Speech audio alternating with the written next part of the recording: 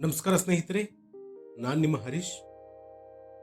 ದಕ್ಷಿಣ ಭಾರತದ ಚಿತ್ರರಂಗದ ದೈತ್ಯ ನಟ, Malayalam super star Mohan Lal alias ನಮ್ಮ ಲಾಲೆಟನ್ ಮತ್ತೊಮ್ಮೆ ಭಾರಿ ದೊಡ್ಡ ವಿವಾದದ ಸುಳಿಗೆ ಸಿಲುಕಿದ್ದಾರೆ.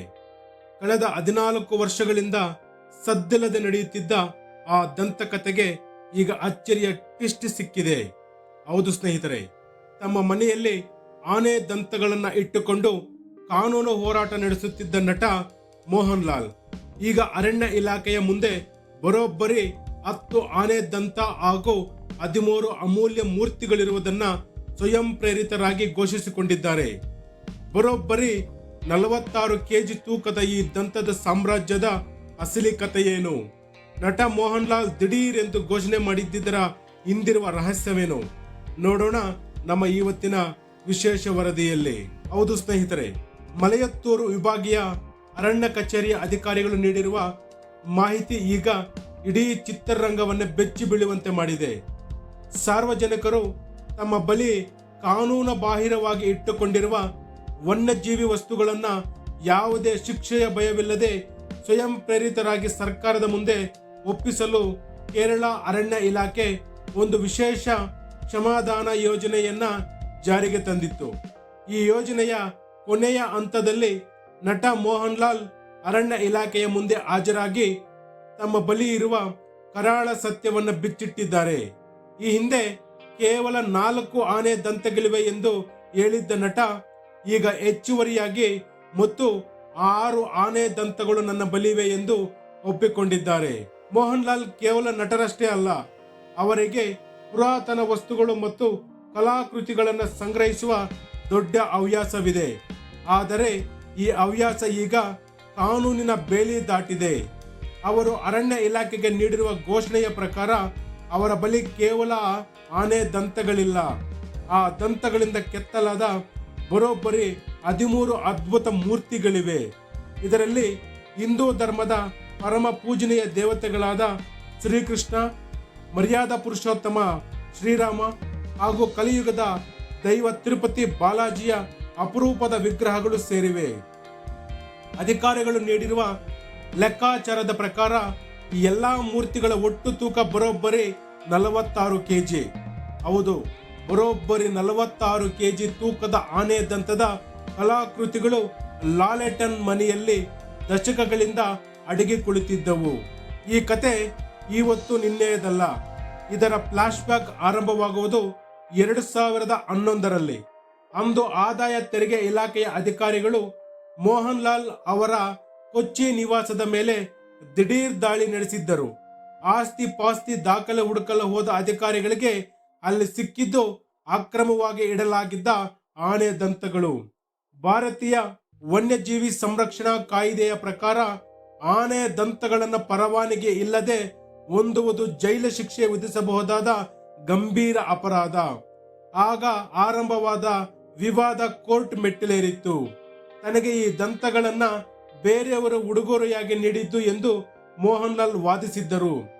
ರಾಜಕೀಯ ಪ್ರವಾಹದ ಬಳಿಕ ಅಂದಿನ ಕೇರಳ ಸರ್ಕಾರ ಮೋಹನ್ ಲಾಲ್ಗೆ ಓನರ್ಶಿಪ್ ಸರ್ಟಿಫಿಕೇಟ್ ನೀಡಿ ಬಚಾವ್ ಮಾಡಲು ಪ್ರಯತ್ನಿಸಿತ್ತು.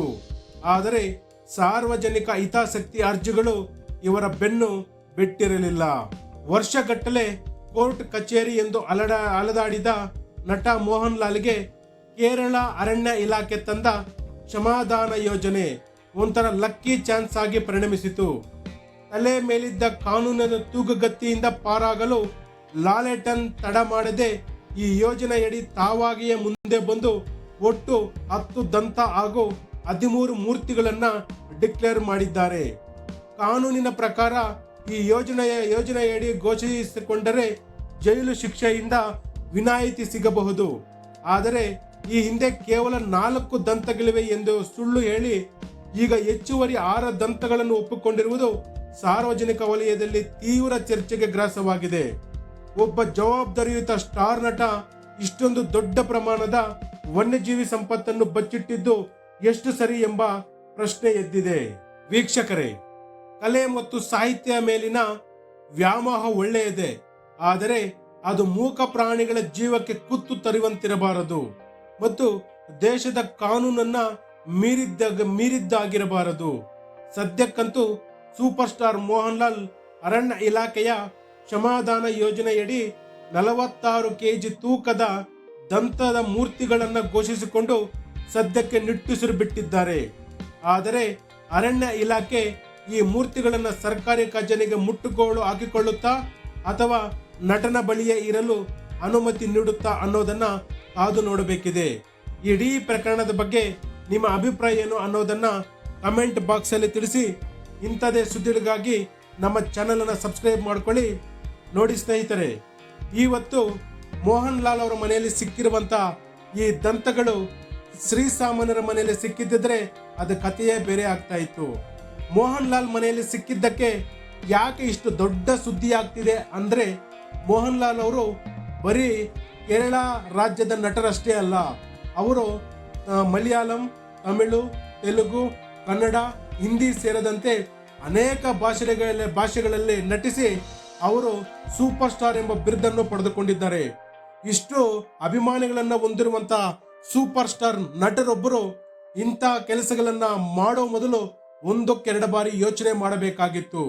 ಯಾಕೆ ಅಂತಂದ್ರೆ, ಅವರು ಮೊದಲು ಹೇಳಿದ್ದು ಬರೀ ನನ್ನ ಹತ್ರ ಆನೆಯದು 4 ದಂತಗಳಿದೆ ಅಂತ ಹೇಳಿದವರು ಈಗ ಕ್ಷಮಾದಾನದ ಅಡಿಯಲ್ಲಿ ನೀವು ಘೋಷಣೆ ಮಾಡಿ ಎಂದಾಗ 10 ದಂತಗಳು ಅಂತ ಹೇಳಿದಾಗ ಇಲ್ಲಿಗೆ ಸಾರ್ವಜನಿಕರಿಗೆ ಯಾವ ಸಂದೇಶ ಹೋಗುತ್ತೆ ಅನ್ನೋದನ್ನ ನಾವಿಲ್ಲಿ ನೋಡಬಹುದಾಗಿದೆ. ಯಾಕೆಂತಂದ್ರೆ ಹೆಚ್ಚುವರಿಯಾಗಿ 6 ದಂತಗಳನ್ನು ಅವರು ಘೋಷಣೆ ಮಾಡಿದ್ದೆ ಇಲ್ಲಿ ಅವರಿಗೆ ಸಂಕಷ್ಟಕ್ಕೆ ತಂದಿದೆ.